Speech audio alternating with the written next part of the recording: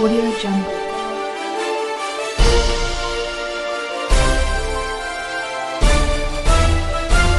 Audio Jungle.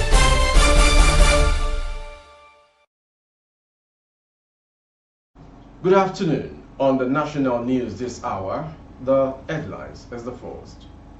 Your money is safe in banks, CBN assures Nigerians.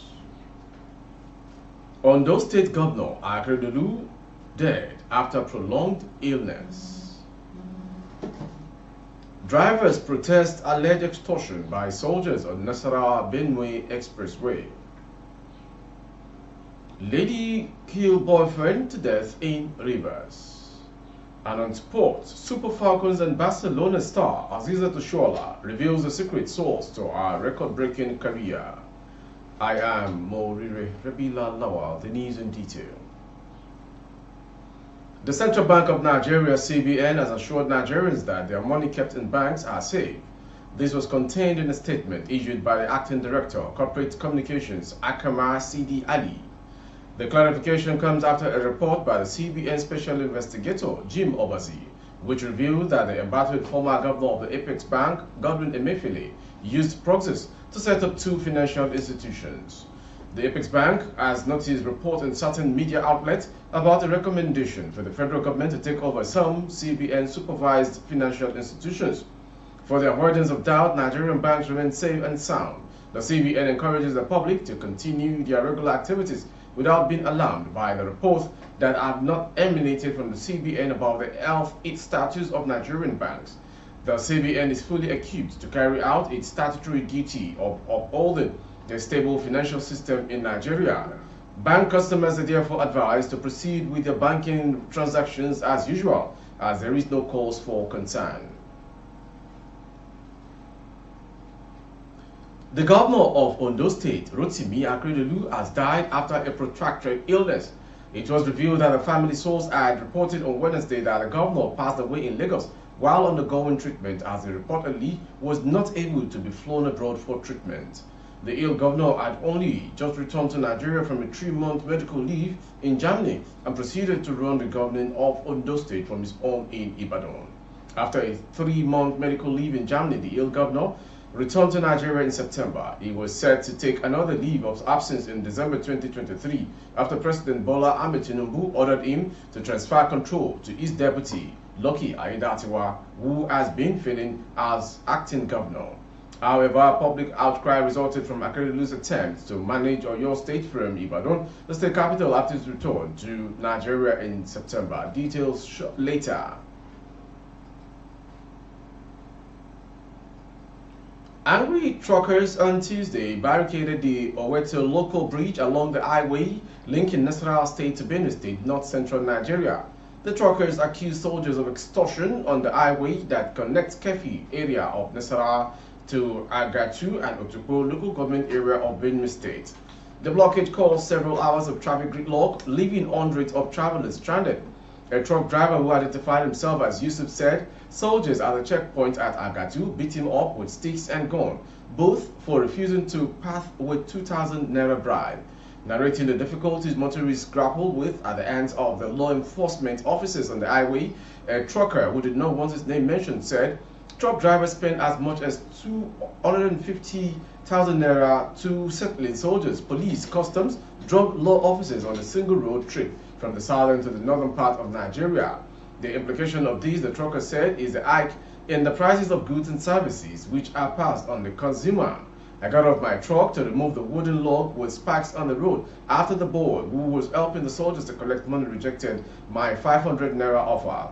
The boy resisted the removal of the log. Then the armed soldiers came out and began to beat and injure all the drivers. Yusuf, however, said he could identify the soldiers who extorted the motorists, but that he was disoriented by the beating and could not recognize the officers who allegedly tortured him. A lady whose identity is yet to be disclosed has reportedly killed her boyfriend, identified simply as Tony, during an altercation that ensued between the two of them. Information regarded that Tony, the suspect, who were resident in an estate along the NTA Akpara Link Road in Port Harcourt, Rivers State, had an argument on the set date, which led to his beating her up, but in an attempt to defend herself, the girlfriend did the act in the neck of Tony. Correspondent learned from a source privy to the incident that the duo continued in the fight without minding the state of the injury sustained by Tony, dragging themselves into the street.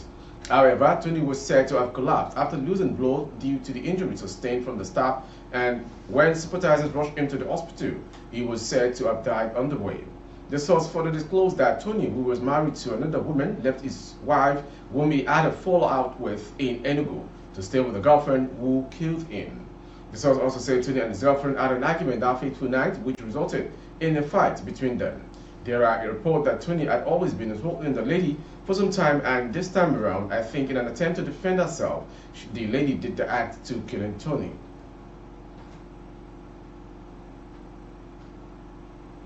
A suspect kidnapper and child trafficker, Tayo Adeleke, had confessed to the Oyo State Police Command how he and other members of his gang had been kidnapping children to sell in neighboring Benin Republic. Adeleke is currently in the police nest, where he is being interrogated over an attempt he made with 2 other men now at large to steal children at Omokwenpe community in Obafemi-Ode local government area of Oyo State. It was gathered that the suspect had stormed the Baptist church in Omokwenpe around 2 a.m. with a motorcycle. Their mission, it was learned, was to steal children from the church and sell them in the Republic of Benin. However, an operative of the so-safe corps had got a distress call, which she shared with a divisional police officer in the area. When the 3 men were challenged about their mission in the village, they could not give any cogent explanation as they attempted to flee, it was learned from the source. The Oyo State Police spokesperson, Omolola Odutola, while confirming the incident to newsmen, disclosed that Adeleke, a 25-year-old man, was apprehended with the joint effort of the police, the so-safe corps, and other vigilante groups in the community, even as his colleagues escaped through the bush. According to Odutola, the suspect confessed during interrogation that they came to the community to kidnap children. From that story, we'll go to the next one. No fewer than 25 persons have lost their lives following an explosion from an illegal oil tapping point in Omoku, Ogba, Egbema, Ndoni local government area of Rivers State. The incident occurred after the utility broke a pipeline belonging to one of the multinational oil firms operating in the areas and began using jerrycans and buckets to scoop fuel when the tragedy struck. A source who pleaded anonymity said 25 persons were feared dead. Many suffered varying degrees of burns and were receiving treatment in different hospitals in the area. If you go to the general hospital and other private clinics in Omoku, you will see many of the injured people scattered all over the place in both private and government hospitals taking treatment. Another source said the inferno occurred as a result of attempt by suspected oil thieves to light mosquito coils. To end the national news is a sports story. The Super Eagles have witnessed a massive rise in the squad market's value in the latest financial rankings of national teams for the year released by Transfer Market. In the latest ranking, the 3-time African champions moved up 1 step and now ranked the 12th most valuable international team globally, while also cementing its position in Africa as the most financially valuable team on the continent. Their squad boasts of players who ply their trades in Europe's lucrative leagues, making them one of the world's most valuable teams, with a total value of 465.90 million euros, which according to the official rate on Tuesday amounts to 465 billion naira. In October, they were placed 13th with a market value of 451.60 million euros. African champions Morocco, who are in 2nd position in Africa and 13th globally, enjoyed a massive rise in their squad value, moving from the previous 326.05 million euro values to 350.80 million euros. Ivory Coast is the 3rd in Africa and 15th globally with a value of 340.58 million euros, a 25.5 million euros from the previous 315.08 million euros. Senegal remains 4th on the continent with a value of 266 million euros, but a drop in Algeria's squad value saw Ghana to 285 million euros climb above the North Africans to 5th position. Despite the drop in the value, England retained their position as the most financially valuable team in the world with a market value of 1.15 billion euros, compared to their previous 1.37 billion euros, while Brazil climbed to second position with 1.09 billion euros squad value. France 1.05 billion euros, Portugal 922 million euros, and Spain 837 million euros complete the top 5 national teams in the world. And last sports story. The former Arsenal and Liverpool striker is the most successful African female player in the history of the game. Super Falcons forward Aziza Toshola attributes her excellence and dominance in African women's football to her unwavering commitment to consistency through her career. The accolades speak volume as Toshola claimed a historic 6th CAF Women's Player of the Year award, the latest addition to our illustrious collection.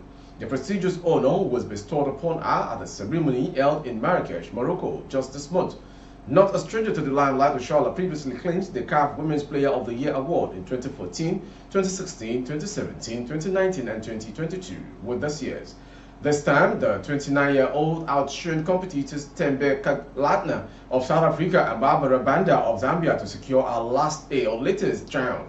Throughout the year under review, Toshola showcased brilliance both at the club and international levels. A pivotal force in Nigeria's remarkable journey at the 2023 Women's World Cup in Australia and New Zealand, she also played a crucial role in Barcelona ladies' triumphs, securing victories in La Liga and the UEFA Women's Champions League. The Super Falcons star netted an impressive 21 goals in the league. At the World Cup earlier this year, Toshola hit another milestone as a former Arsenal attacker, became the first female African player to score in 3 World Cup finals. This feat was accomplished during Nigeria's thrilling 3-2 victory against co-host Australia. With the sports story, we've come to the end of today's national news. Before we go, some headline. Your money is safe in banks, CBN assures Nigerians. Oyo State Governor Akeredolu dead after prolonged illness. Drivers protest alleged extortion by soldiers on Nasarawa Benue Highway. Lady star boyfriend to death in Rivers. And on sport, we brought to you Super Falcons and Barcelona star Aziza Toshola reveals a secret source to her record-breaking career. For more updates of our broadcast on YouTube, our handle is Baba Bagede Imo Television. Kindly subscribe and click on the notification bell. Select option all to access all of our broadcasts. On Facebook, Bagede Imo with Alawiye Adebayo. Please like and follow the page. For other placement of your goods and services, coverage of events and functions, please dial the phone number streaming on your screen. Still the festivities in the air. May it never be the last in our lifetime. God bless Nigeria. I am Moriri Rabila Lawal. Good afternoon. Audio Jungle.